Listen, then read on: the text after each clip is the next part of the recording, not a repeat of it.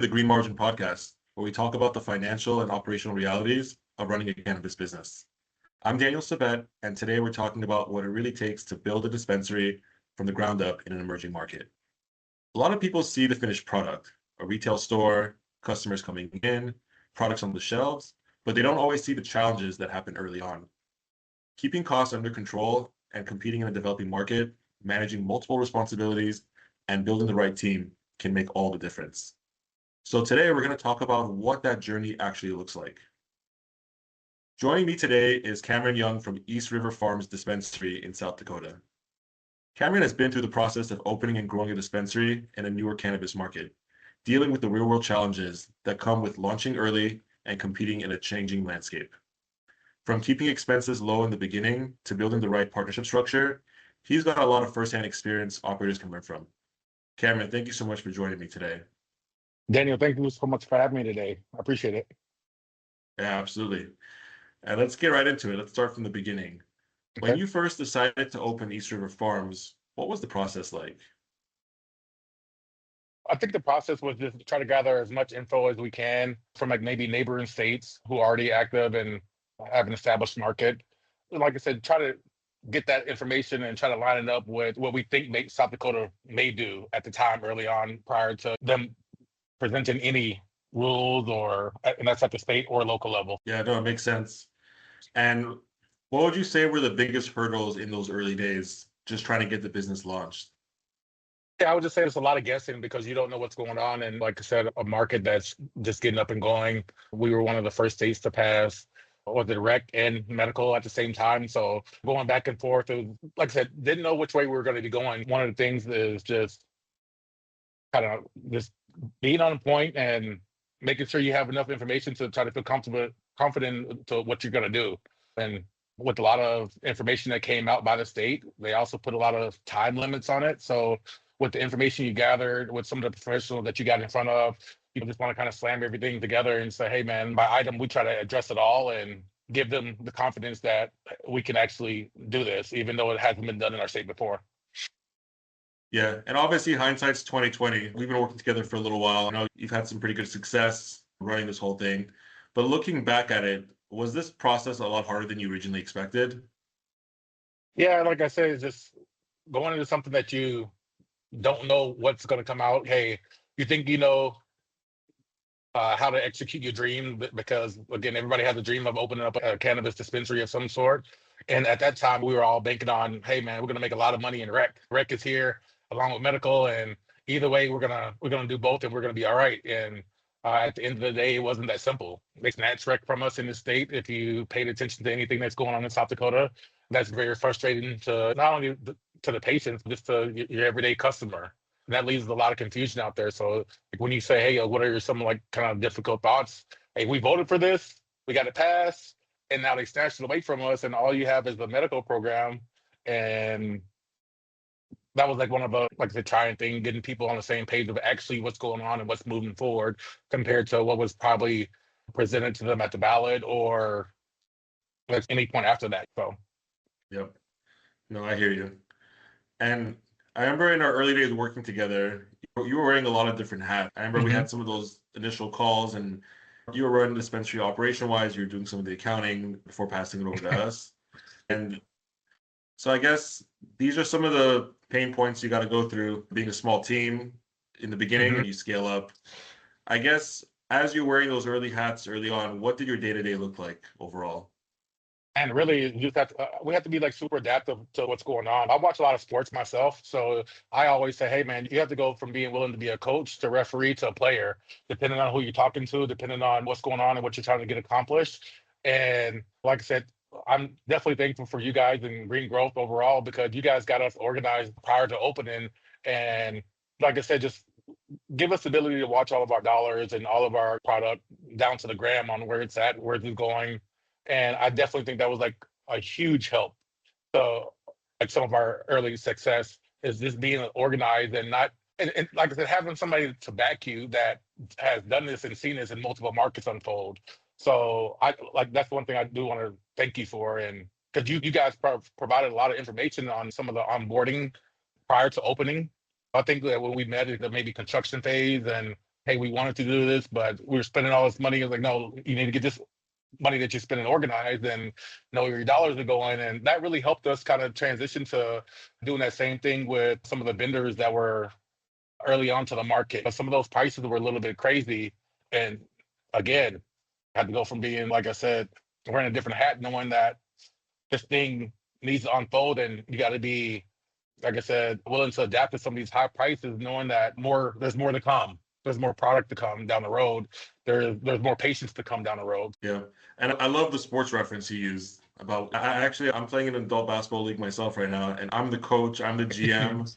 So I recruit the guys, I'm doing all the admin stuff, and it's nice little getaway from life and kind of going back to my glory days. But yeah, it's important to wear those different hats. You got to do what you got to do to keep things going, keep things lean.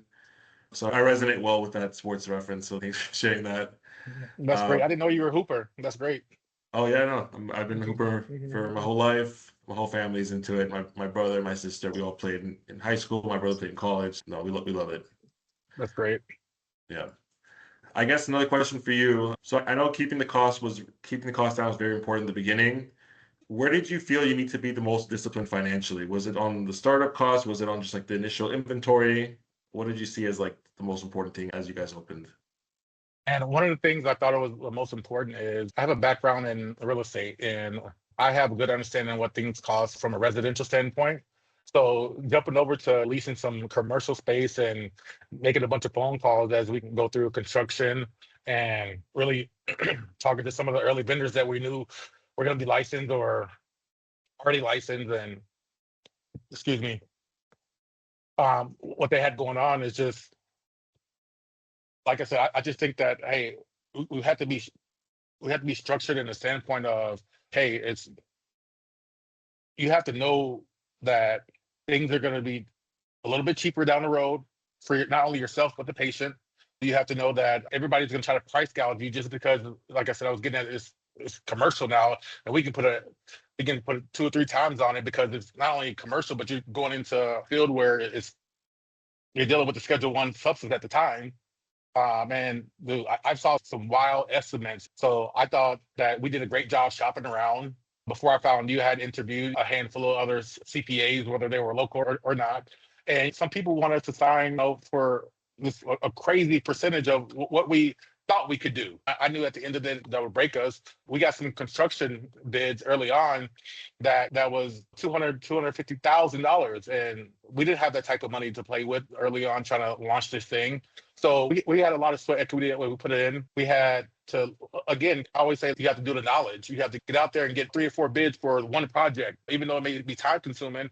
Like you have to do that in the sense that you're not getting the short end of the stick where you're not really overpaying for product or services or really anything as like I said, a business startup. And I'm proud of what we done because I think that we did it at a super cheap cost.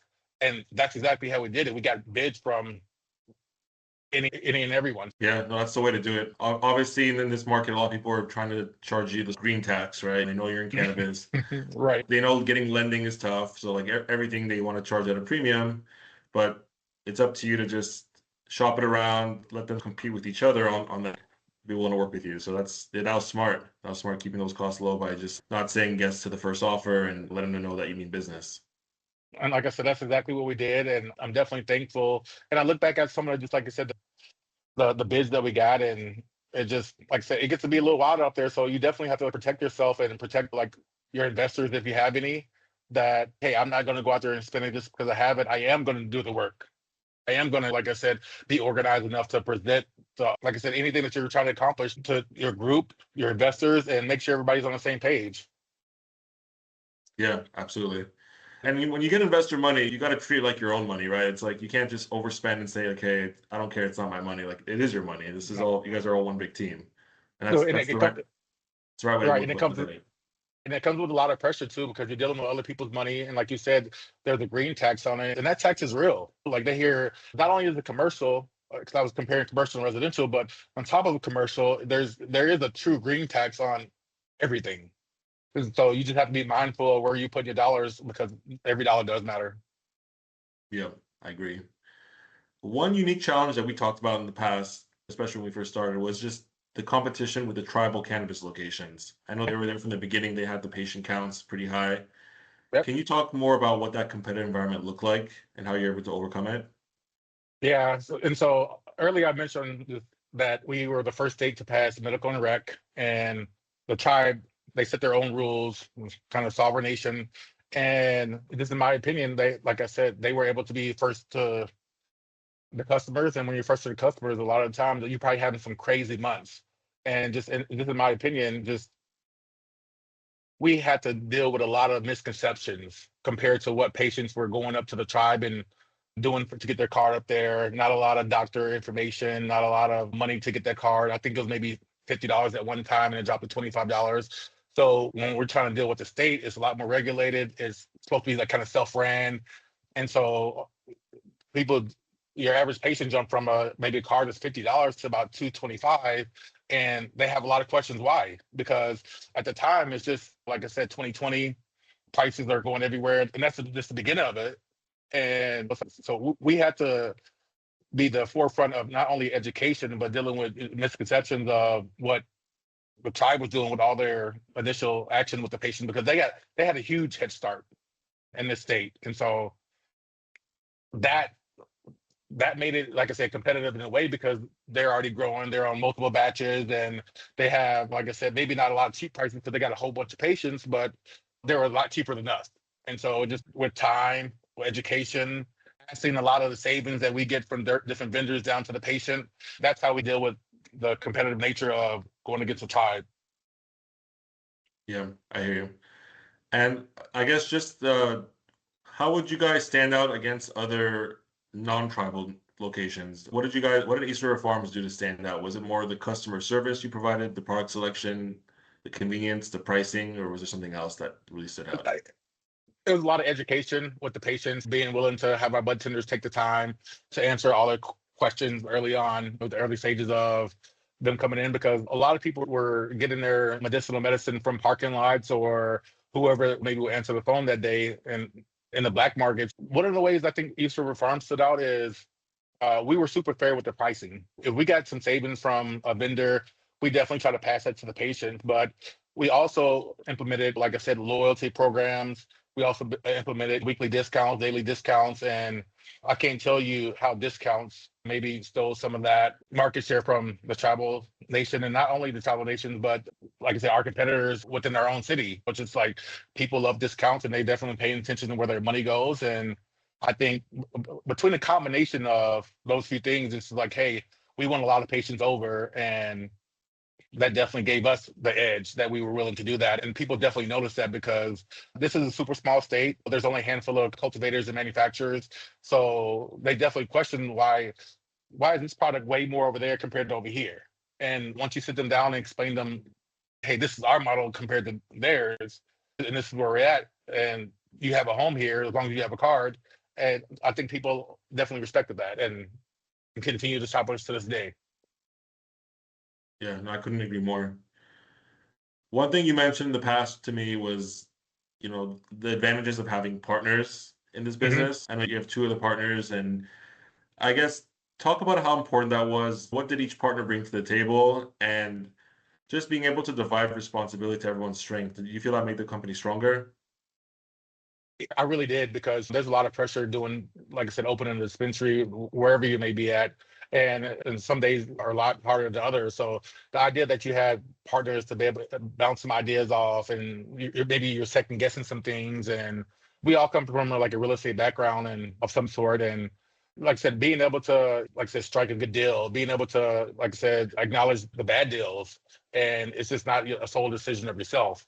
I thought that was, like I said, very beneficial to our early on success.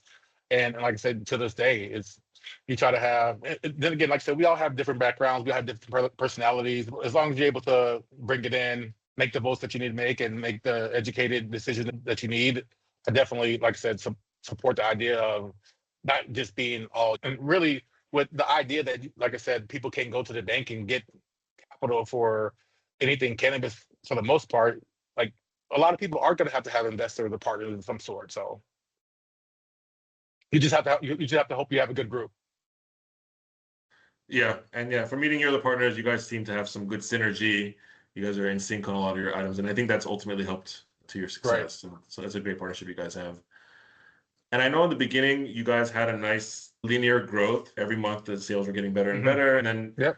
and I've seen this with other markets. They tend to have a strong growth in the beginning, and then certain things happen in the market that cause them to level off. It seems Hmm. like with you guys, the level off wasn't as much as others. You were still trending the right direction. Right. I guess what were some of the adjustments you guys had to make as because I know a lot of other operators were plateauing, but you guys were not. Were you Right. guys just were you guys seeing things before they happen and making those adjustments accordingly? Right, you're seeing things before they happen. You're having conversations with the operators as they do their drop offs, and as you're doing your ordering throughout the week. And hey, what's coming, and what do you have left of? What can you make a deal on? And again, like I said, passing that deal to the patients really meant everything to this market that we're in.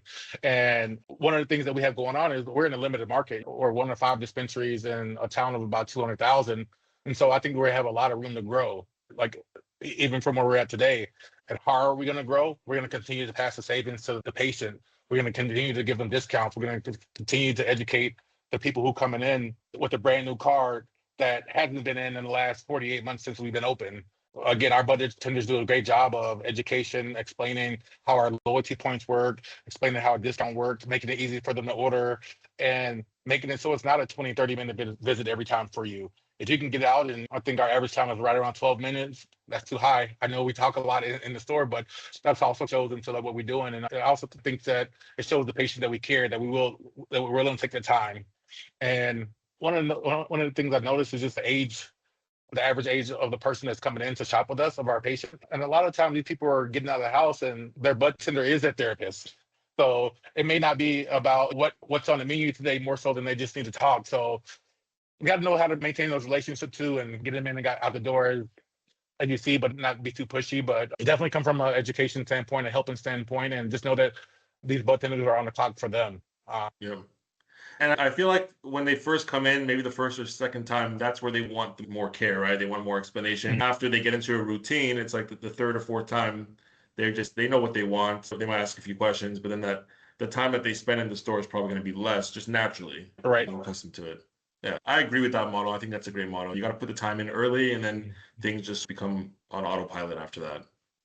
And then, like I said, man, you do have those patients who come in that's been with us since day one. They got to get that conversation off of whatever they need to as they're making this, like I said, simple transaction for their medical needs or their cannabis needs. And we definitely understand that too, because that was something that was odd to me. I had an odd moment. Just yeah, these bud tenders are also wearing a lot of different hats. So it could be a bud tender portion of the conversation and a therapist on the back half of the conversation on their way out. So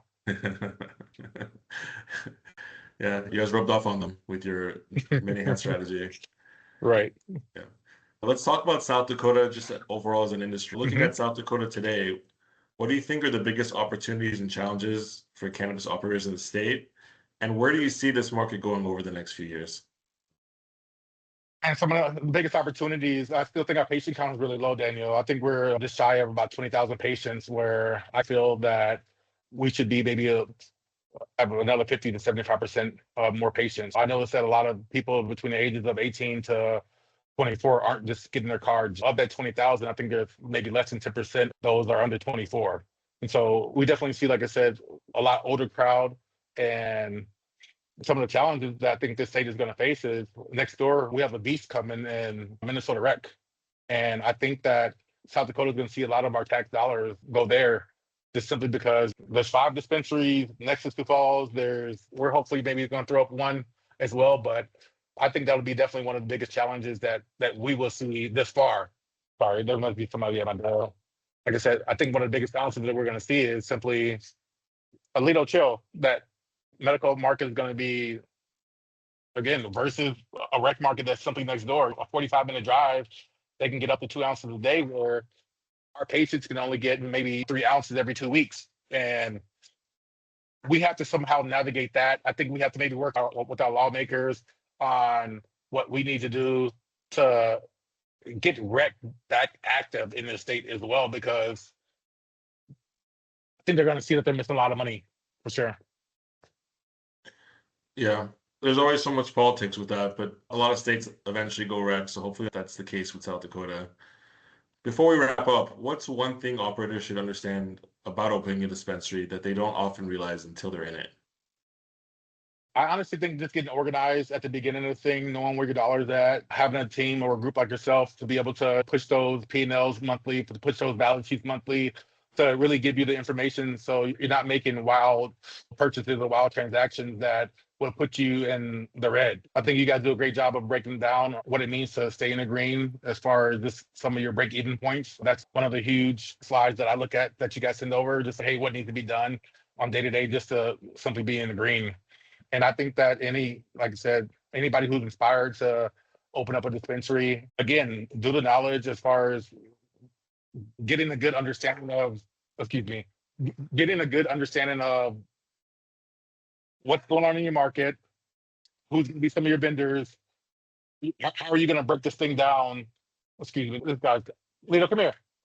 This guy, my dog is going a little wild. I apologize about that. But back to what I was saying, I just want to say, just knowing where your money's at, having a good team, having regular meetings, and just being, like I said, a little bit organized goes a long way. You never want to get in a situation where you don't have the sales tax dollars, you don't have the federal tax dollars. You want to get ahead of all the potential red flags that any business would have, not just the cannabis business, but I think we're a little bit more scrutinized. So if you can simply do that, you can put yourself in a situation where you're not subject to a handful of issues down the road. That'll be my advice: is get organized and also get the knowledge out there, and don't be lazy about what you're doing. Yeah, no, I completely agree. And I think one of the reasons for the success is because we always preach this as well. Working with an accountant, it's always important to do it at least a few months before you start operating. So that way you can get things organized and then you're not in this whole like catch up and clean up phase the whole time. It's you just hit the ground running, understand your numbers in real time, and then you're able to make good decisions based on the information provided. And that's one of the things you said when I initially met you. I was like, hey, we don't want to do a cleanup. We'd rather be, like I said, ahead of everything that we have going on. So I definitely, like I said, appreciate all the knowledge and all the education that you gave us, whether it's pre-onboarding, post-onboarding. It definitely went a long way. Yeah, for sure. Cameron, thanks so much for joining me today. I really appreciate it. And thank you everyone for listening to the Green Margin podcast. And we'll see you next time.